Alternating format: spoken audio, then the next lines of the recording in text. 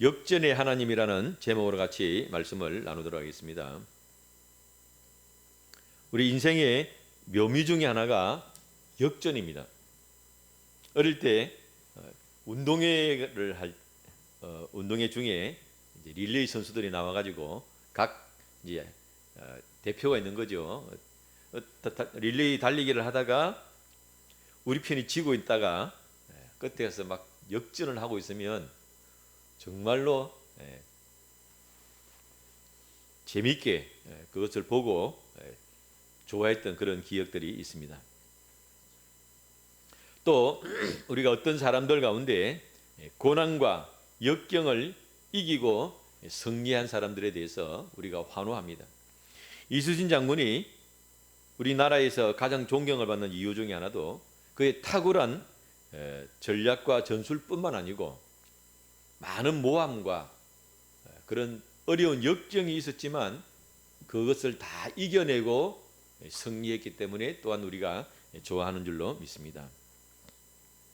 더 중요한 사실은 우리 대한민국이야말로 역전의 나라입니다. 일본의 식민지가 되었던 나라가 지금은 오히려 일본보다 더 큰 소리치는 나라가 되었어요.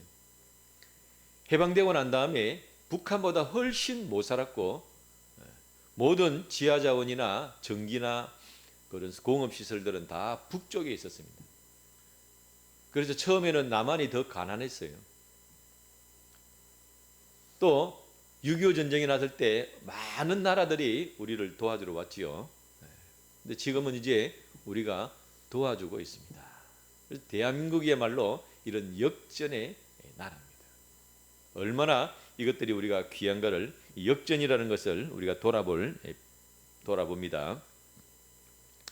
그런데 역전만 있는 것이 아니고 어떨 때는 역전되지 아니하고 그것이 계속 지속된다는 그런 좌절이 있을 수도 있어요. 성경에는 있고 책에는 있고 목사님 설교 속에는 있는데 내 생활 속에는 왜 이렇게 변화가 없고 역전이 일어나지 않습니까? 언제까지 우리가 참고 기다려야 됩니까? 이런 내용도 성경에 많이 있습니다. 그러나 우리가 믿어야 되는 사실은 반드시 하나님께서 우리에게 좋은 일을 주시고 새로운 것을 주시고 승리하게 하신다는 사실은 우리가 지금 일어선 사람이든 넘어져 있는 사람이든 다 믿어야 될 줄로 믿습니다. 자, 근데 오늘 우리가 이 마태복음 이 족보를 중심으로 해서 역전의 하나님이라는 제목을 우리가 살펴보도록 하겠습니다. 보통 우리가 성경을 읽으면 처음 이제 예수를 믿고 성경을 읽으면 구약부터 읽기도 하지만 어려우니까 신약부터 읽게 되고 신약을 읽으면 제일 첫 번째 관문이 뭡니까? 족보가 나옵니다. 그 이름도 우리나라 사람 이름도 아니고 남은 나라 이름이니까 이름 자체도 생소한 데다가 뭘 누가 낳고 하니까 이제 시험에 들기가 딱 좋은 내용이죠. 근데 조금 문해력을 가지고 좀 관심 있게 읽는 사람들은 더 시험이 됩니다. 왜 더 시험이 되냐면 그 다윗 우리가 유명한 솔로몬이라는 사람은 누구나 다 알거든요. 세상 사람들도 다 솔로몬의 지혜하고 그 재판 다 안단 말이에요. 근데 솔로몬이 보니까 누구 아들이냐면 6절에 보면 이새는 다윗 왕을 낳으니라 다윗은 우리아의 아내에게서 솔로몬을 낳고 이렇게 돼 있어요. 그러니까 조금 관심 있게 읽는 사람 같으면 이게 뭔 말이지? 우리아는 누구야? 우리아는 누군지 모르겠는데 우리아의 아내니까 남의 여자네. 다윗 왕도 유명한 사람이거든요. 영어로 데이빗이잖아요. 데이빗. 그러니까 다윗도 알고 솔로몬도 알아요. 세상 사람들 다 아는 이름이라. 그런데 그 솔로몬이 다윗 우리아의 아내에게서 태어났다고? 뭐야 이게 완전 콩가루 집안이잖아요. 딱 그렇게 됩니다. 족보에 관심을 가지고 좀 읽으면 야, 뭐 이런 희한한 족보가 다 있냐. 이게 이제 우리가 충격적인 내용이고요. 또 하나는 아니 마태가 이제 복음서를 쓰는데 처음으로 복음서가 나온 게 마가복음이거든요. 마가복음. 근데 이제 그 마가복음에서 조금 보충을 해서 나온 게 이제 마태복음이란 말이에요. 그럼 보충을 하면 더 잘해야 될 거 아니에요. 근데 굳이 또 이런 족보를 넣어가지고 썼을 때는 이유가 있을 것이다. 이 마태복음의 족보에는 여인이 나옵니다. 굳이 또 여자분들의 이름을 기록을 해놨어요. 근데 그 역사나 배경을 알면 또 기가 막힌 이름들입니다. 그리고 아까처럼 그냥 솔로몬이, 다윗의 아들은 솔로몬이라 이렇게 적어도 되는데 굳이 우리아의 아내에게서 솔로몬이 낳고 이걸 마태가 이걸로 써놨어요. 왜 이렇게 했을까? 그 마태가 그렇게 써놨을 때는 이유가 있겠지요. 어떤 하나님이, 마태가 어떤 하나님을 발견했기 때문에, 역전의 하나님을 발견했기 때문에. 그래서 마태는 이걸 기록을 해놓은 거예요. 예수님이 이 땅에 오신 것이 그냥 오신 것이 아니다.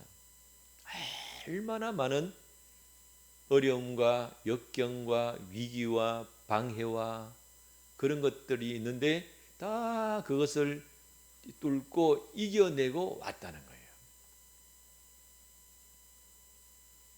그래서 마태가 이 사실을 기록을 해놨습니다. 우리가 구원받은 것이 그냥 이루어진 것이 아니다. 얼마나 많은 어려움과 방해가 있었는지 모른다. 그래서 이 마태는 바로 이어서 예수님이 탄생하고 난 다음에 동방박사가 와서 경배할 때 헤롯이 예수님을 죽이려고 하는, 그래서 부모들이 애굽으로 피난가는 그 이야기를 또 기록을 해놨어요. 그건 왜 그랬습니까? 예수님이 이 땅에 오셔서 우리를 구원하시는 것이 그냥 이루어진 것이 아니고 수많은 방해 가운데도 그것을 뚫고 이겨낸 역전의 하나님을 마태는 이야기하고 싶었던 거예요. 왜냐하면 자신이 그런 사람이에요. 자기가. 마태의 직업이 뭐라고요? 세리입니다. 세리. 그래서 다른 복음서에는 그냥 마태라고 적어놨는데, 이를 소개를 할 때 마태복음에는 굳이 또 자기 직업을 밝혀놨어요. 세리 마태. 우리는 그냥 막 세리 마태라 그러니까 세리인가 보다 이렇게 생각하지만, 당시 성경에 기록되어 있던 유대 사회에서 세리라는 것은 굉장히 나쁜 그런 이미지입니다. 그럼 우리나라 같으면 아주 그 나쁜 사람의 대명사 그러면 누가 있겠습니까? 나라를 구한 예를 들면 독립투사나 이러면 영광이잖아요. 그러면 우리 아주 나쁜 사람 그러면 반드시 붙이는 이름이 있어요. 이완용. 또 이완용이냐, 나라 팔아먹은.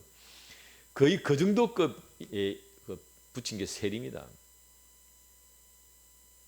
이게 마태가 그런 인생을 살았던 거예요. 아무런 소망 없이 그냥 먹고 살기 위해서 그렇게 세리란 직업으로 떨어져 가지고 돈은 좀 벌었는지 모르겠지만 믿음과 양심을 버리고 이렇게 참 살았는데,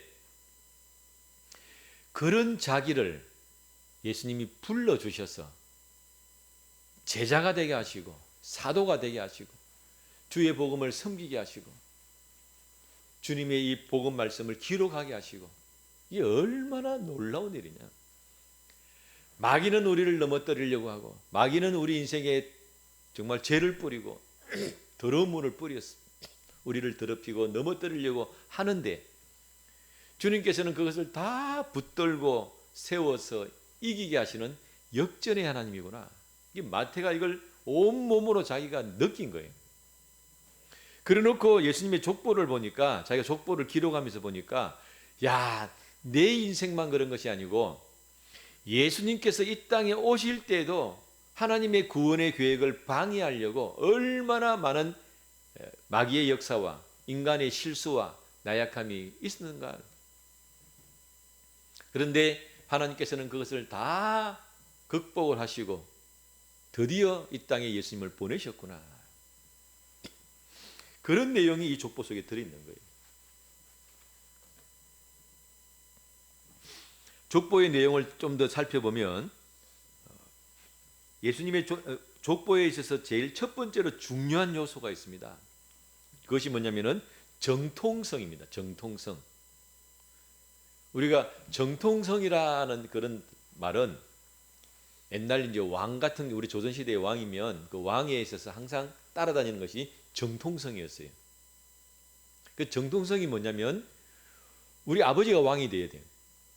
그리고 그 할아버지가 왕이고, 그러면 아버지가 왕이고 할아버지가 안왕이 왕이 된 적이 있으냐? 이 시조선에 있습니다. 선조가 그렇거든. 선조가 그렇고 영조가 그렇고. 그 자기 아버지가 왕이 아니에요.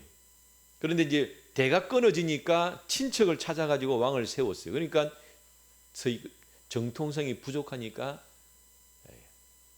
좀 영조 같은 경우는 노력을 상당히 했고 선조는 삐딱한 이제 선을 탄 거고 이런 거 있는 거예요. 그래서 족보에 있어서 중요한 요소가 제일 중요한 것은 뭐냐면은 정통성입니다. 그럼 그 정통성은 뭐냐면은 아브라함의 자손이란 단어예요. 아브라함의 자손. 하나님께서 하나님의 약속을 이루시기 위해서 구원의 약속과 새로운 하나님의 백성들을 세워서 나라를 세우는 그 정통성은 누구로부터 시작됐냐면은 아브라함의 자손이에요. 그래서 하나님께서 아브라함에게 약속을 하셨고 너의 자손을 통해서 내가 구원의 계획을 이루겠다 그랬어요. 그 정통성의 중요성은 창세기에 아주 잘 나타나 있습니다. 아브라함에게 자녀를 주겠다고 하나님이 약속을 하셔서 그 약속을 믿고 아브라함이 고향을 떠나서 타국에 와가지고 가나안 땅을 떠돌아다니는데 약속하신 날이 20년 거의 20년 절반이 지나도 자식을 안 주는 거예요. 문제는 그러는 사이에 이제 생산 기능이 다 두 분 다 떨어져 버렸어요. 생산 기능이 꼬꼬 할아버지 할머니가 됐다 이 말이에요. 그런데 정통성은 아브라함의 자손이라는 거예요. 그 중간에 아브라함이 하나님 보아하니 사례가 지금 임신불능인 것 같고 저는 뭐 이상이 없는 것 같네요. 그래서 중간에 이제 하도 그러니까 이제 사례가 좀 그럼 검사를 한번 해보자. 지금 같으면 병원 가면 되는데 그때는 병원이 없으니까 자기 여종 하가를 첩으로 줬어요. 그럴 때 덜렁 임신을 해버렸네. 그러면 누구한테 문제가 있는 거예요? 자기한테 있는 거예요. 뭐 그래가지고 어쩌저쩌 해가지고 아들이 태어났어요. 그래서 이제 아브라함 생각은 하나님 이 이스마엘도 내 아들이니까 비록 첩이라도 내 아들이니까 막 됐습니다. 이제 이 자식 중구로 생각을 하고 나 그냥 적당히 살겠습니다 했는데 하나님께서 뭐라고 말씀하시냐면 아니야. 너의 자손이기도 하지만 사라 본처인 사라에게서 난 아들을 통해서 내가 역사한다는 거예요. 그게 뭐냐면은 정통성을 이야기하는 본처에게서 나온. 그리고 그 약속 붙들고 정말 아브라함과 사례가 마음고생 엄청나게 했는데 정말 꼬꼬 할머니가 됐는데 자식을 임신을 해가 낳은 아들이 이삭이에요. 그래서 정통성이 누구에게 있냐면은 이삭에게 있습니다. 이스마엘도 있지만 이삭에게 있어요. 그래서 족보에 하나님의 족보에 있어서 중요한 요소 중에 하나는 정통성입니다. 그런데 그 정통성은 바로 이삭 다음에 바로 깨어져요. 장자를 중심으로 그 혈통이 이어가는 것은 바로 깨어집니다. 왜냐하면 장자는 에서고 둘째가 야곱인데 하나님을 향한 사모하는 마음은 야곱이 더 가지고 있었습니다. 에서는 그냥 호인이요. 사람 좋아하고 어울리고 활달하고 이런 거는 관심이 있는데 영적인 관심은 좀 부족했어요. 그런데 하나님의 일에 대한 관심은 야곱이 훨씬 많았습니다. 그랬더니 그 영적 흐름이 야곱에게로 가버렸어요. 자, 이렇게 정통성, 족보에 있어서 정통성이 중요한데 야곱은 이 중요한 족보에다가 여인의 이름을 딱딱 기록을 해놨습니다. 보통은 좀 부족한 부분이 있으면 그걸 말로 할 때는 막 우리끼리 말하면 누구 뭐 뒤에서는 뭐 왕도 험담을 하고 대통령도 험담을 하고 뭐 사장도 험담하고 뒤에서 하는 거는. 근데 그걸 글로 기록하는 건 다른 내용이거든요. 말할 때는 뭐 그렇게 말을 할 수 있지만 글로 기록할 때는 좀 적당하게 좀 곤란한 건 다 빼요. 그 거짓말 하는 게 아니잖아요. 다 빼고 좀 뭐 그냥 이렇게 두리뭉실 해가지고 어느 정도 이렇게 좀 부족한 부분은 가려준단 말이에요. 보통은. 그런데 마태가 여기다가 여인의 이름을 딱딱 넣어놨습니다. 두 여인이 나오는데, 세 여인이 나오는데 하나는 다말, 그 다음에 라합, 룻, 세 명의 여인을 딱 이름을 써놨어요. 이 세 여인의 공통점이 있습니다. 그 공통점은 뭐냐면은 아브라함의 자손이 아니다 이 말이에요. 혈통상으로 우리가 뭐 예를 들면 대한민국 사람이 뭐 단일 민족이다 그러면 우리 대한민국 국민이 아닌 거예요. 단일 혈통이 아닌 이방 여자예요. 근데 왜 문제가 되느냐?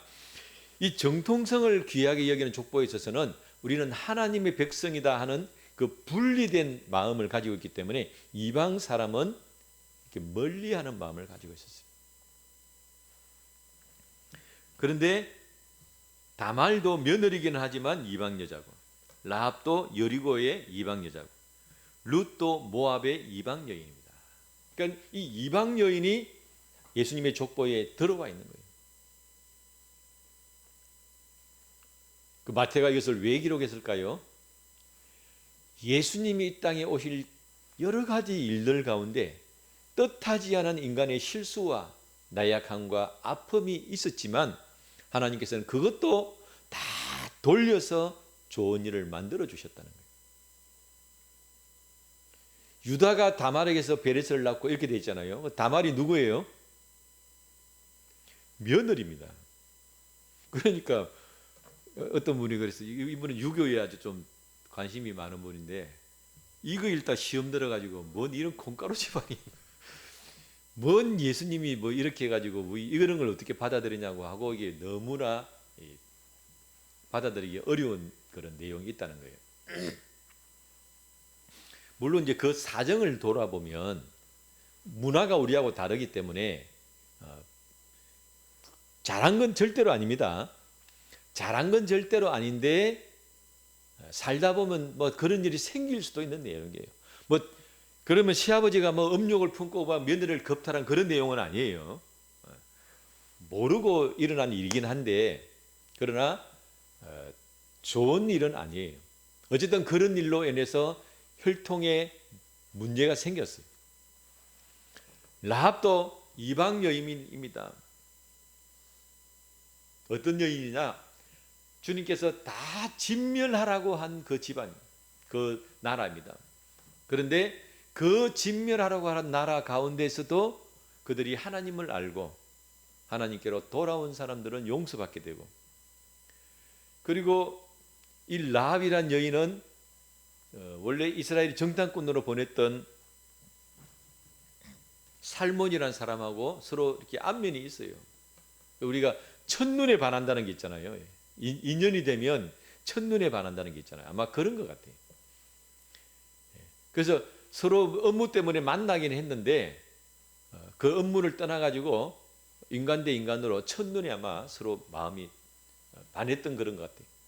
그러니까 그런 인간의 다말 같은 경우는 인간의 연약함과 실수, 또 이 기생 라합 같은 경우는 그런 또 사람들의 또 피치 못할 그런 인간 사이의 어떤 그런 애정의 관계들, 조카의 모압 여인인 룻 같은 경우도 그 시어머니와 시부모가 미약하여서 타국에 가서 여러 가지로 힘들고 어려운 생활을 살았던 그런 인간적인 실수, 인간적인 약함, 인간적인 부족함들이 많이 우리 인생사에 있다는 거예요. 그건 뭘 말하느냐? 우리 인간이 모든 것이 완벽하고 모든 것이 다 잘된 사람만 모든 일을 잘하는 게 아니다 이 말이에요. 그렇게 연약하고 부족하고 때로는 실수하고 실패하고 넘어전 그런 상황이 있지만 주님께서는 그것들을 다 붙들고 그것을 치유하시고 회복하시고 덮으셔서 오늘날 이 구원의 역사를 이루셨다 이 말입니다. 이것이 왜 중요하냐? 우리가 예수님을 믿고 이제 살아가다 보면 뭐 어릴 때부터 예수님을 믿어가지고 큰 죄를 짓지 않고 평탄하게 사람도 있지만 예수 믿기 전에 정말 참 여러 가지 안 좋은 그런 죄들을 지은 경우가 있습니다. 근데 그것이 남들은 모를 수 있지만 본인 마음에는 평생을 따라다니는. 그런데 그것도 이전 것은 지나갔으니 보라 새 것이 되었도다 주님 말씀하셨기 때문에 나의 과거에 내가 회개하는 것은 중요하지만 또 지나치게 거기에 집착하는 것도 좋은 일은 아니다. 예수님의 족보에도 이런 인간적인 여러 가지 부족하고 모자라고 아픈 상처들이 고스란히 있는 거예요. 그걸 다 떠안고 예수님께서 오신 겁니다. 하나님께서 예수님의 어머니로 마리아를 택할 때 그 마리아는 가장 그 당시로 하나님께서 찾을 수 있는 여인들 가운데서는 가장 순수하고 아마 깨끗하고 또 품성이나 여러 면에서 가장 좋은 사람을 주님께서는 뽑았을 겁니다. 그러나 그렇게 오기 전에 이미 많은 상처들과 아픔들이 묻어 있지만 그것들을 다 정화시키고 걸러내고 예수님께서 오신 거예요. 이것이 중요한 이유는 내가 예수님을 믿어서 하나님의 자녀로 거듭났잖아요.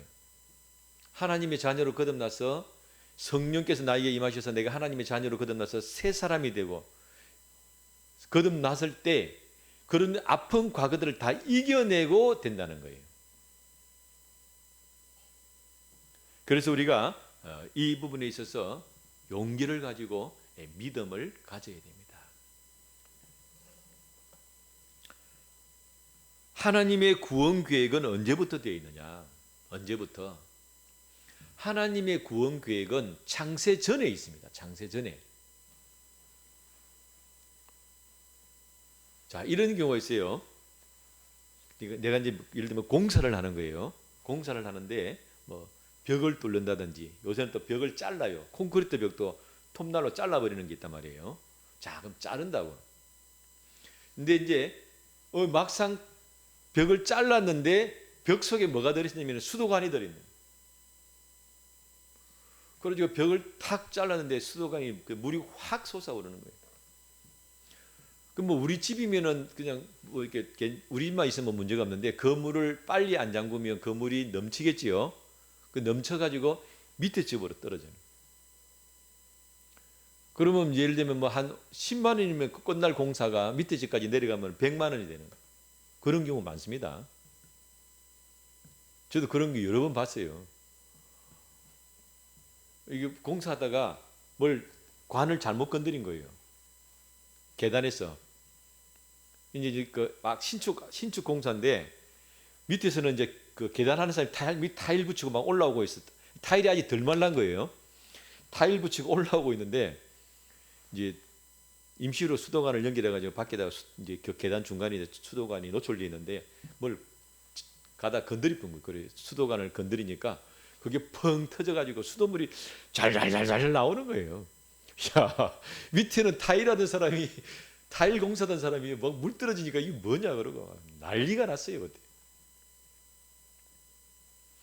자, 물이 셀 줄 알았겠습니까? 대비가 안 돼 있는 거예요. 물 터질 줄 알았으면 미리 다 준비했겠지. 그러니까 어떤 일을 하는데 갑자기 그 일을 생기니까 대비가 되어 있지 않으니까 엄청나게 많은 피해가 발생하는 거예요. 그런데 하나님께서 우리를 창조하셨는데 우리 구원 계획을 준비를 안 하시고 만약에 우리를 창조하시면 무슨 문제가 생기느냐? 꼭 그와 같습니다. 수술을 하려고 의사가 이제 수술을 다 준비를 해가지고 뭘 하다가 만약에 핏줄을 잘못 건드렸다든지 뭘 잘못 건드려가지고 피가 절절절 막 새고 있는 거예요. 그 준비가 안 돼 있으니까 그 피가 다 빠지면 사람 죽겠지요. 그것처럼 하나님이 그렇게 우리를 창조하셨느냐? 아닙니다. 성경을 딱 보니까 하나님께서는 우리를 만드시기 전에 이미 우리가 오른쪽으로 빠질 수도 있고 왼쪽으로 빠질 수도 있고 가다가 자빠질 수도 있고 넘어질 수도 있고 코가 깨질 수도 있고 여러 가지 상황이 있는 거예요. 그래서 이 상황이 되면 내가 이렇게 구원을 하고 내가 이 상황이 되면 내가 이렇게 구원하겠다라고 이미 우리를 창조하는 설계가 끝나고 난 다음에는 우리를 만드시기 전에 구원 계획을 먼저 세워 놓으셨어요. 놀라운 은혜입니다. 역전의 하나님은 바로 여기서 나오는 거예요. 하나님 자신은 누구한테 뭐 역전당하고 그러지 않지요. 하나님이시니까. 그런데 왜 역전의 하나님이 나오느냐? 우리는 천사처럼 완벽한 존재로 만들어진 게 아닙니다. 부족한 존재로 약간 모자라게 만들어져 있어요. 그래서 흙으로 만들어진 거지요. 연약하고 깨어지기 쉽고 한계가 있는 우리 인간을 만드셨는데 흙으로. 그래서 그 넘어지고 쓰러질 때 어떤 변수가 생길지를 사전에 싹 다 계산을 하셨어요. 실제로 우리 그렇습니다. 노트북을 만드는 사람이 노트북 컴퓨터 손에 들고 손이 아니고 이렇게 들고 다니는 컴퓨터 있지요. 그 노트북을 만드는 회사에서는 야, 이 노트북이 땅바닥에 떨어지면 어떻게 될까? 이거는 계산하지 않아요. 이렇게 큰 노트북을 땅바닥에 떨어뜨리는 사람은 없거든. 그 떨어지면 깨지는 거죠. 그건 끝나는 거예요. 그래서 노트북 같은 경우는 그 노트북을 들고 다니는 사람은요, 거의 99%는 땅바닥에 한 번도 안 떨어뜨리고 사용합니다. 근데 이제 사람이다 보니까 실수로 뭐 탁 떨어질 수는 있겠지요. 그러나 거의 안 떨어진다는 걸 전제를 하고 사용하는 거예요. 근데 손에 들고 다니는 휴대폰은 어떻습니까? 떨어질 일이 있겠어요, 없겠어요? 떨어지지요. 실수로 내가 손에 들기 때문에 떨어지기도 하고 또 어떤 경우는 물에 들어가기도 하고 내 호주머니에 넣고 뭐 이렇게 화장실에서 볼일 보다가 가슴을 숙이는데 폰이 통 빠질 수가 있지요. 물에 들어가기도 하고. 그래서 폰을 만드는 사람들이 여러 가지 변수를 생각을 합니다. 이런 경우는 이렇게 되고 저런 경우는 저렇게 될 수 있겠구나. 그래서 가능하면 그런 위기 상황에서도 그 파손되지 아니하도록 설계를 그렇게 하는 거지요. 하물며 폰도 그랬는데 하나님께서는 우리를 만드실 때 우리가 이미 구원 계획을 다 세워 놓으셨습니다. 이걸 우리는 믿는 거예요. 그 구원 계획은 지금 나에게도 해당된다는 것이. 그래서 내가 살다가 쓰러지고 넘어지고 부족하고 여러 가지 것들이 있지만 내가 주님을 향한 믿음과 기도의 손을 놓지 않고 의지할 때에 주님께서 나를 구원하시고 이끄신다는 사실을 우리는 믿어야 됩니다. 그런데 왜 역전의 하나님이냐? 우리가 넘어지면 넘어지는 것을 일으키는 것만 게 아니에요. 하나님께서는 우리가 실패하면 그 실패를 그냥 회복하는 정도가 아닙니다. 그런 모든 과정들 속에서 우리를 더 강하게 하시고 더 튼튼하게 하시고 더 새롭게 하시는 것이 바로 역전이다 이 말입니다. 바로 예수님의 족보에서 말하고자 하는 내용은 바로 그겁니다. 하나님께서 아브라함을 택하실 때는 큰 구원 계획을 말씀하셨는데, 그러나 그런 계획을 세워도 인간이 연약하고 부족하여서 실패하고 쓰러지고 넘어지는 것이 그 속에 들어오지만, 하나님께서는 그것들을 다 붙들고 새로운 역사를 이루셔서 더 좋은 것을 만들어내신다는 거예요. 여기에 우리가 놀라운 하나님의 은혜를 바라볼 수 있는 것입니다. 하나님께서 아담을 창조하시고 에덴 동산에 두셨지요. 그럼 그때 하나님과 아담의 관계는 하나님의 사랑하시는 직분자입니다. 직분자. 그렇죠. 에덴 동산을 창설하시고 너 여기를 관리하고 책임지고 여기서 또한 살아라. 그래서 직분자로 하나님께서 아담과 하와를 세우셨어요. 그래서 거기는 하나님께서 가끔 가다가 오시는 곳입니다. 늘 오시는 것이 아니고 가끔 가다가 아담을 만나러 하나님이 오시는 곳이었어요.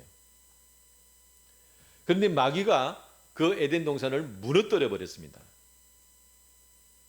더럽혔어요. 근데 하나님께서는 지금 어떻게 만드셨느냐? 우리를 자녀를 만들어 버렸어요. 아담은 직분자로 하나님과의 관계였는데, 우리는 피를 나눈 가족 관계가 된 겁니다. 하나님이 그렇게 하신다 이 말이에요. 망하라고 역사를 하는데 그 일을 더 좋게 만들어 버리신다.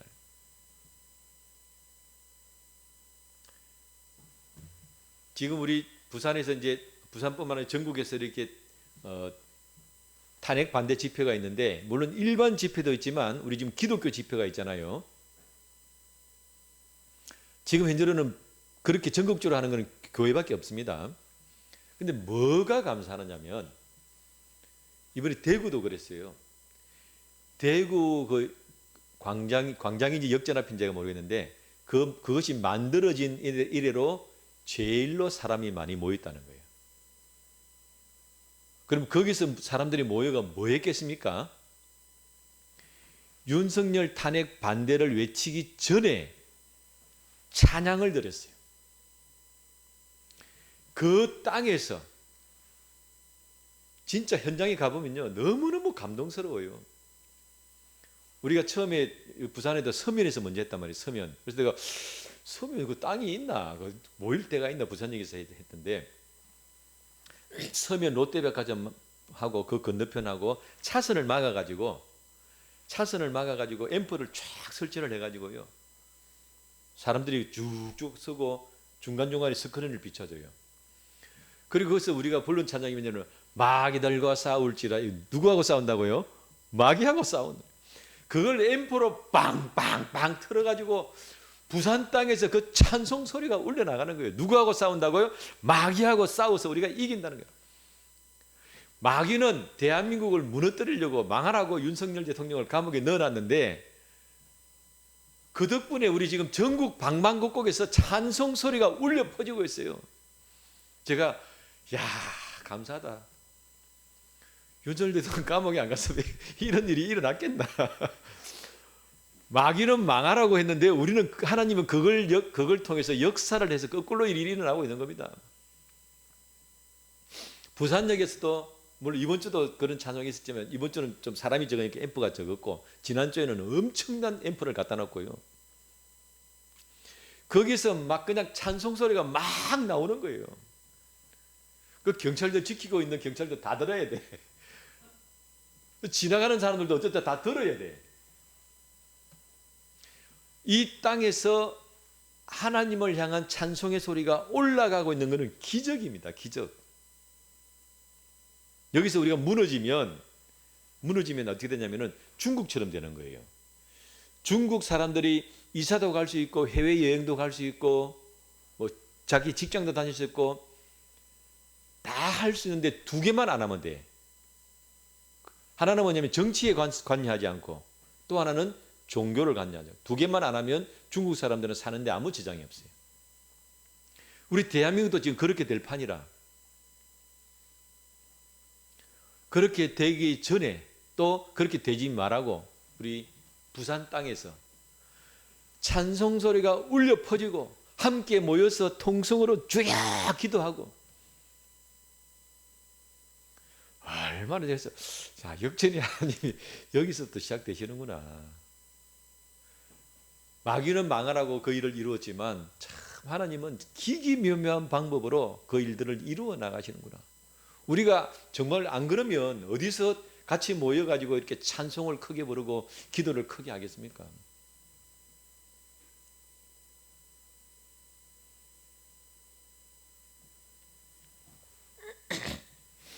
그래서 하나님께서 일들을 이루시는 것은 망하는 일들이 일어나는 것처럼 보이고, 우리가 쓰러지고 넘어지는 일들이 일어나는 것처럼 보이지만, 하나님께서는 그것을 100으로, 원래 우리가 넘어지면 100% 해야 본전이 되는 거잖아요. 100으로 본전만 회복시키는 것이 아니더라 보니까, 그것을 통해서 천을 회복하고 만을 회복하시는 거예요. 아담이 범죄하기 전에는 일꾼이었지만 하나님께서 새로운 역사를 이루시는 우리는 피를 나누는 가족으로 삼으시는 거예요. 그리고 새하늘과 새 땅 천국은 하늘과 땅의 경계가 없어요. 언제든지 하나님께서 우리에게 오실 수 있고, 우리가 하나님 얼굴을 배울 수 있는 그런 새 하늘과 새 땅을 만드시는 겁니다.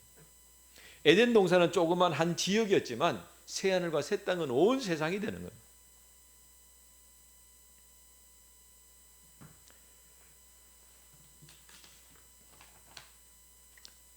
마지막으로 제가 고린도전서 1장 26절에서 28절 말씀 읽어드리겠습니다.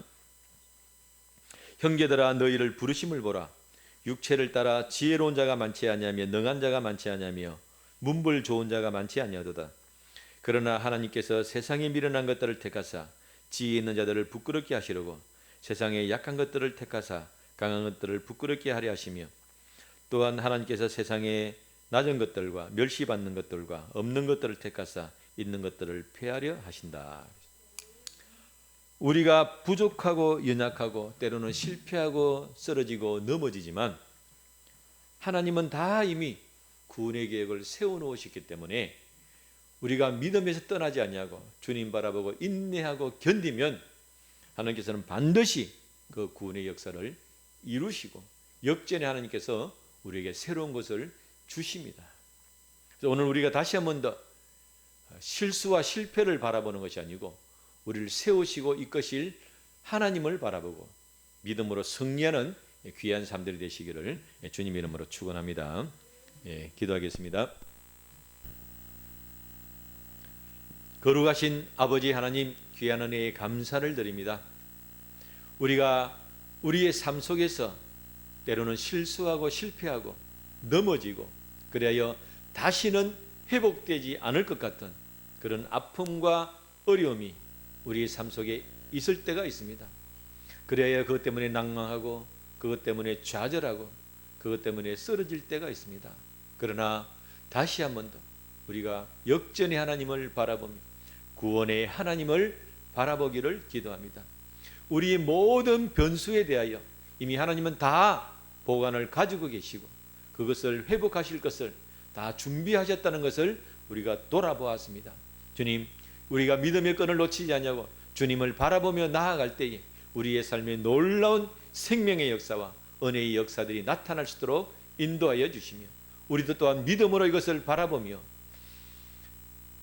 낮은 것들과 상처들과 아픔을 바라보는 것이 아니고 우리를 구원하실 하나님을 바라보며 예수 그리스도를 의지하는 귀한 믿음으로 서기를 기도합니다. 그리하여 우리의 삶 속에서도 놀라운 하나님의 은혜와 능력이 나타날 수 있도록 인도하여 주옵소서. 예수님 이름으로 기도드리옵나이다.